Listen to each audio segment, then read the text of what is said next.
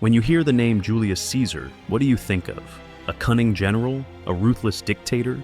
Or perhaps the tragic figure immortalized in Shakespeare's Julius Caesar?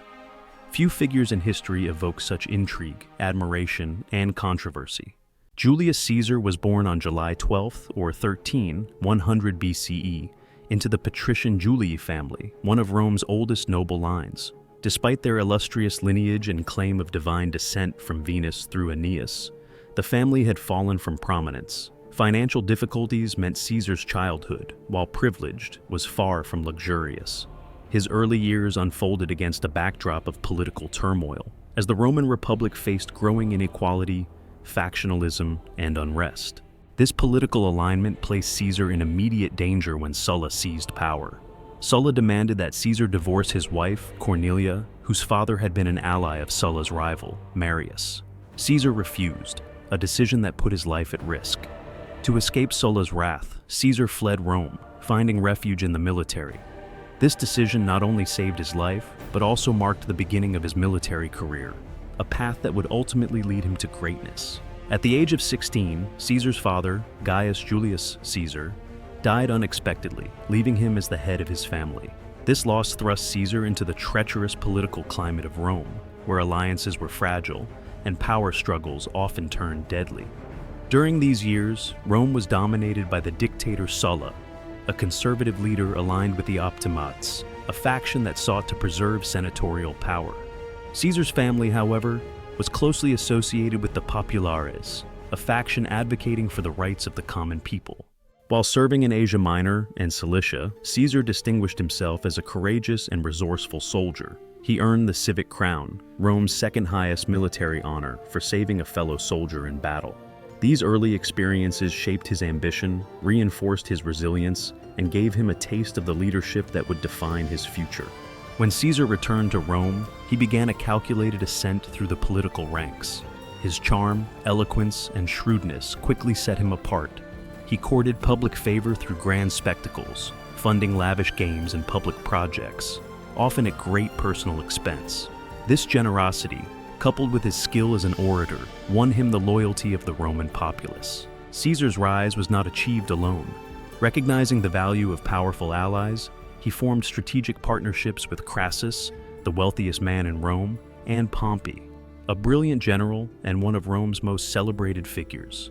In 60 BCE, this alliance formalized into the First Triumvirate, an informal power-sharing arrangement that allowed the three men to dominate Roman politics. As consul in 59 BCE, Caesar enacted key reforms that further solidified his popularity. These included redistributing land to Pompey's veterans, curbing corruption in the provinces, and increasing grain subsidies for the urban poor.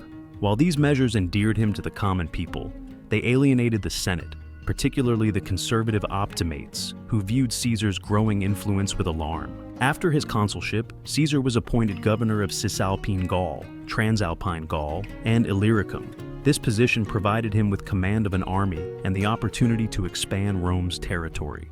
Over the next decade, Caesar waged the Gallic Wars, a series of military campaigns that brought vast wealth and new territories under Roman control.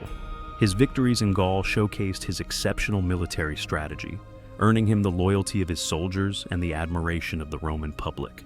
Caesar's Commentarii de Bello Gallico, his first-hand account of the Gallic Wars, served as both a historical record and propaganda tool.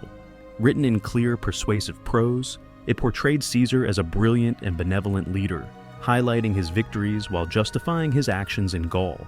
These writings not only secured his legacy as a military genius, but also ensured his popularity in Rome during his years away. By 50 BCE, Caesar's unparalleled power and influence had made him a threat to the Senate and his former ally, Pompey. The death of Crassus in 53 BCE dissolved the triumvirate, leaving Caesar and Pompey as rivals in a political landscape growing increasingly unstable. The Senate, led by the Optimates, ordered Caesar to disband his army and return to Rome as a private citizen. Complying would have left Caesar vulnerable to prosecution and political marginalization, something he could not accept. Defying the Senate's orders, Caesar crossed the Rubicon River in 49 BCE with his army, an act of rebellion that plunged Rome into civil war. His declaration, "The die is cast," signaled his resolve to challenge the Senate in Pompeii for control of Rome. This moment marked the beginning of the end for the Roman Republic. The civil war was as much about ideology as it was about power. Caesar positioned himself as a defender of the populares, the faction that championed the rights of the common people. Pompey, now aligned with the Optimates, represented the interests of the senatorial elite. After a series of battles, including the decisive Battle of Pharsalus in 48 BCE, Caesar emerged victorious. Pompey fled to Egypt, where he was assassinated on the orders of Pharaoh Ptolemy III, a move that disgusted Caesar, who had hoped to pardon his rival. In Egypt, Caesar became entangled in the political struggles of the Ptolemaic dynasty. Aligning himself with Cleopatra VII, he supported her claim to the throne over her brother, Ptolemy. Their partnership was both political and personal, culminating in the birth of their son, Caesarion. Caesar's time in Egypt further solidified his reputation as a statesman and strategist, while his relationship with Cleopatra added a layer of intrigue to his legacy. By 45 BCE, Caesar had defeated all opposition and returned to Rome as its sole ruler. The Senate granted him the title of dictator for life, a move that alarmed many who feared he sought to crown himself king, a notion deeply offensive to Roman ideals. Despite his popularity with the masses, Caesar's accumulation of power alienated many in the Senate. His reforms, while progressive, were seen by some as undermining traditional republican institutions. These included expanding citizenship, redistributing land, and reforming the calendar into the Julian calendar, a system that remains in use today. The title of dictator for life was the final straw for many senators. Although Caesar publicly rejected the title of king, rumors persisted that he intended to declare himself monarch. These fears galvanized a group of senators, led by Brutus and Cassius, to plot his assassination. They justified their actions as a defense of the Republic, though personal grievances and political rivalry also played a role. On March 15, 44 BCE, the Ides of March, Caesar attended a Senate meeting at the theater of Pompey.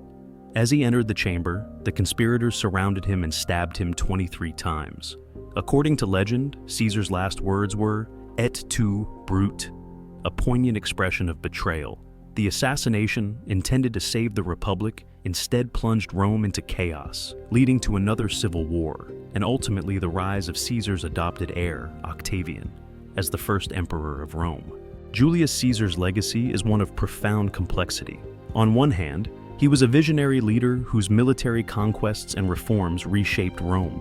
His expansion of Roman territory brought immense wealth and resources, while his policies addressed economic inequality and improved the lives of ordinary citizens. His military writings remain invaluable historical records, offering insights into both his campaigns and the world of ancient Rome. On the other hand, Caesar's concentration of power marked the end of the Roman Republic. His ambition and disregard for traditional checks and balances set a precedent for the rise of autocratic rule. While some view him as a hero who brought stability to a fractured state, others see him as a tyrant who dismantled the foundations of Roman democracy. Shakespeare's Julius Caesar immortalized him as both a tragic hero and a cautionary figure, exploring themes of ambition, betrayal, and the fragile balance of power. Lines like, "Beware the Ides of March," and "Et tu, Brute," have cemented Caesar's story in the cultural imagination, serving as reminders of the dangers of unchecked ambition. The truth about Julius Caesar lies in his contradictions. He was a man of extraordinary talent, ambition, and vision, whose actions shaped the course of history.